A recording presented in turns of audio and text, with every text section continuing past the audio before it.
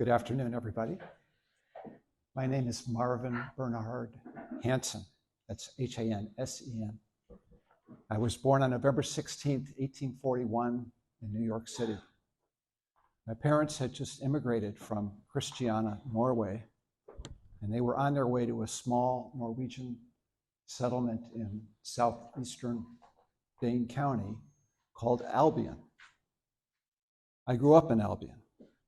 I attended the Albion Academy, which was the first post-secondary school in Wisconsin that was coeducational. And my last year of school, when I was 19, was the year 1860 to 1861. There was so much going on that year in the nation that it was almost impossible for me to concentrate on my studies. We had a presidential election.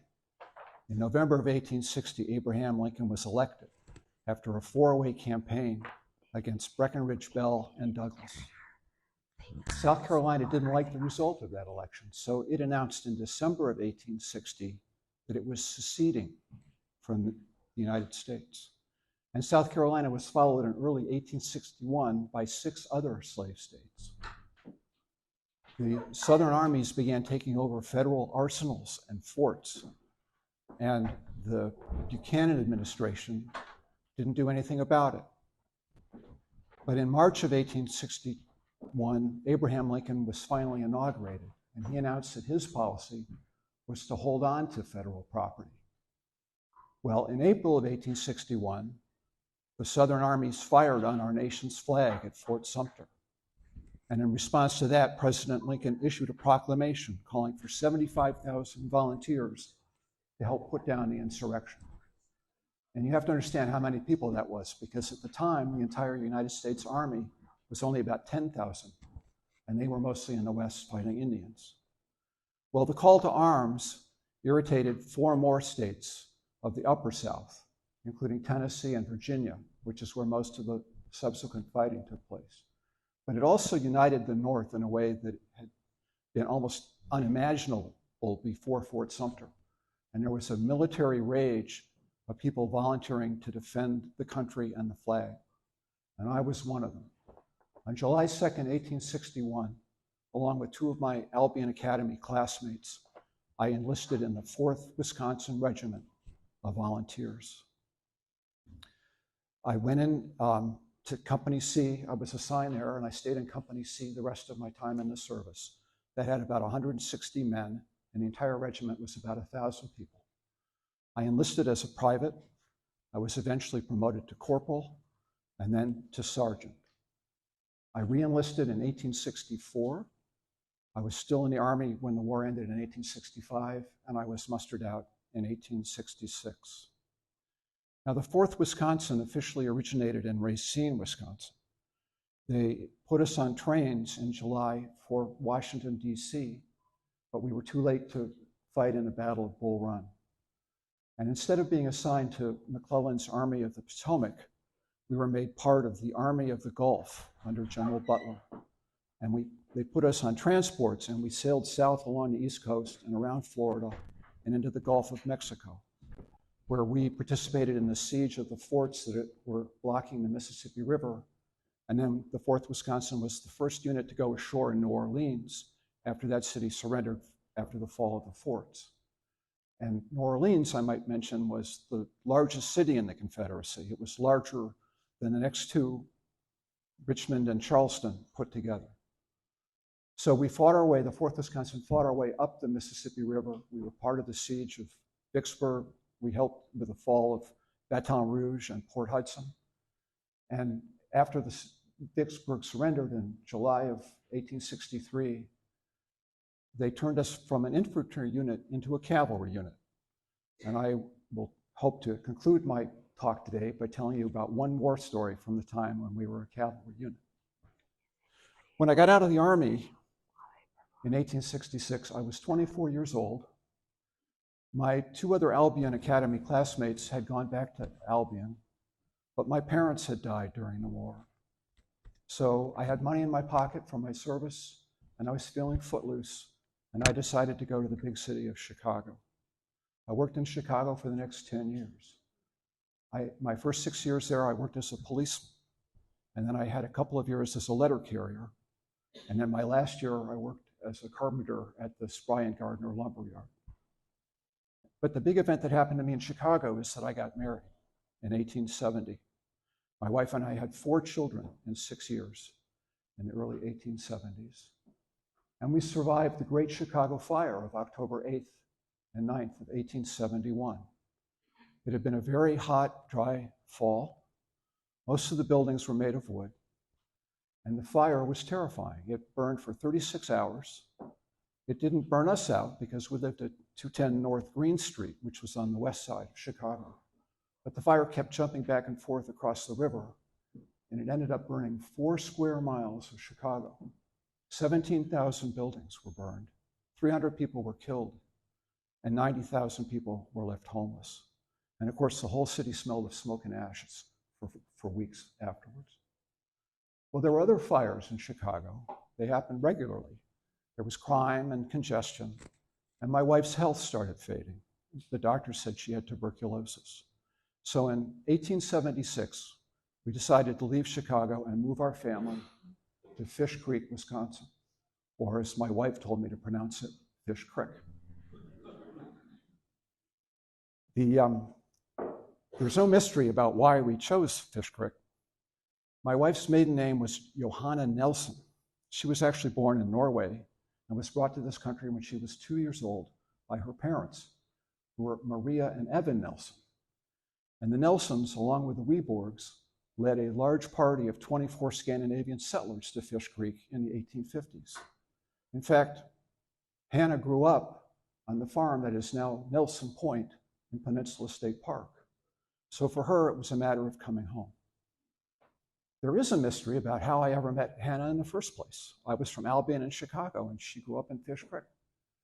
Well, if you were romantically inclined, you might want to think that I was in Door County visiting Army buddies when I met her. Or more prosaically, you might think that she was working in Chicago taking care of an ill relative when I met her when I was walking the beat. I'm not going to tell you how I met her. After 150 years, some things just have to stay a mystery. Life was hard for us in Fish Creek, even with the help of the in-laws, and it was especially hard during the winter months. I tried my hand at commercial fishing and some carpentry, and of course we had a flock of chickens, 10 or 12 chickens. But I had to tell the census taker in 1880 that I had not had full-time work for more than a year. My wife's health continued to worsen, and she finally died in December of 1881 at the age of 37. And of course, she wanted to be buried here in Ephraim in the Moravian Cemetery because there was no Moravian cemetery in Fish Creek. My health continued to decline also in the 1880s. I had bad rheumatism. I gradually lost my eyesight, and I gradually lost the use of my right arm.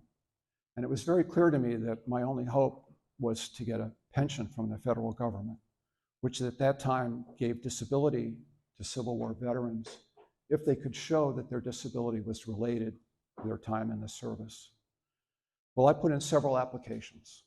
My medical records have been mostly burned up in Chicago, but I got affidavits from doctors and from my commanding officers.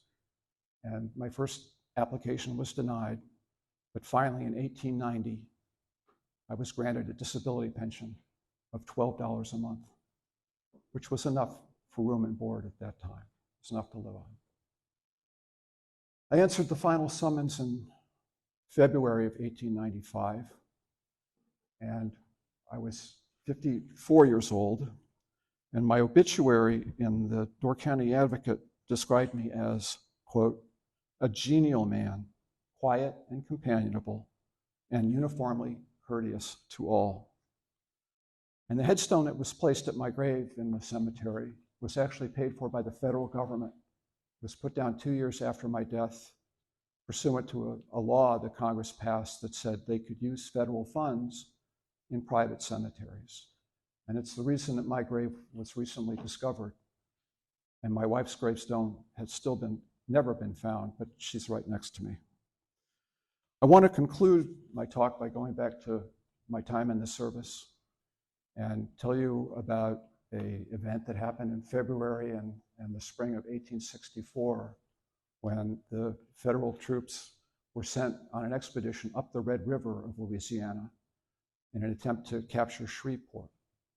The army, about 30,000 troops, was led by General Nathaniel Banks, and there was a Navy flotilla that was led by Admiral Porter. And that's how things typically worked in the South. We sent flotillas with ships down the Tennessee River and the Cumberland River and up and down the Mississippi. And this was the Red River, which was the major river of Louisiana. And things worked really well while the two forces stayed together and worked in parallel. And the Army and these gunboats, they were called ironclads or tinclads. They were about the size of this building. They were enormous. They carried a lot of artillery. And as long as they worked in tandem, we were pretty unstoppable.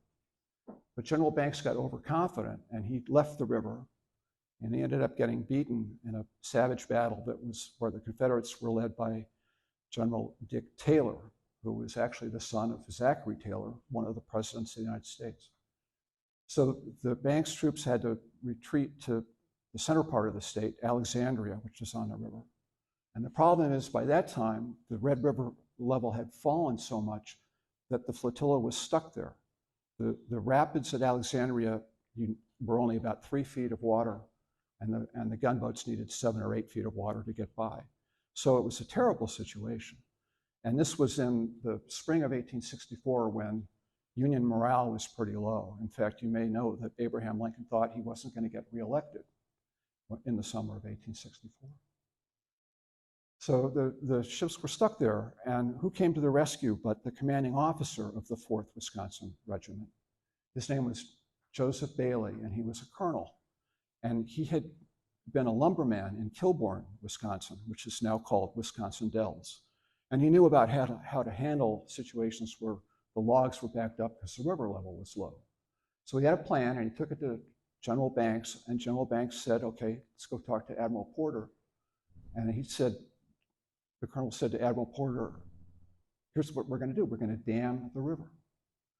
And Admiral Porter responded, son, if damming this river did any good, the fleet would have been gone a long time ago. But he had no other choice. It was the only hope if they weren't going to surrender the gunships. And so about 10,000 men worked on work details day and night for 8 days. They built wing dams coming out from the side of the river, which is about 750 feet wide. They tore down buildings and put those in as part of the dam. There was a regiment of lumbermen from Maine who worked on cribs. And in the center, they had a couple of barges. And gradually, as they dammed the river level increased. And it got higher and higher, and finally it was enough that they could rescue the flotilla and get the flotilla out. And that saved the flotilla and the Army. The Army was so pleased with that they promoted Joseph Bailey to general, and Congress was so pleased that they voted him a special vote of thanks, and they gave him a gold sword. So I like to tell that story, and I told it when I was commander of the Grand Army of the Republic Post in Sturgeon Bay. And I just think it's a nice bit of Wisconsin ingenuity and persistence that everybody from Wisconsin ought to know about and be proud of.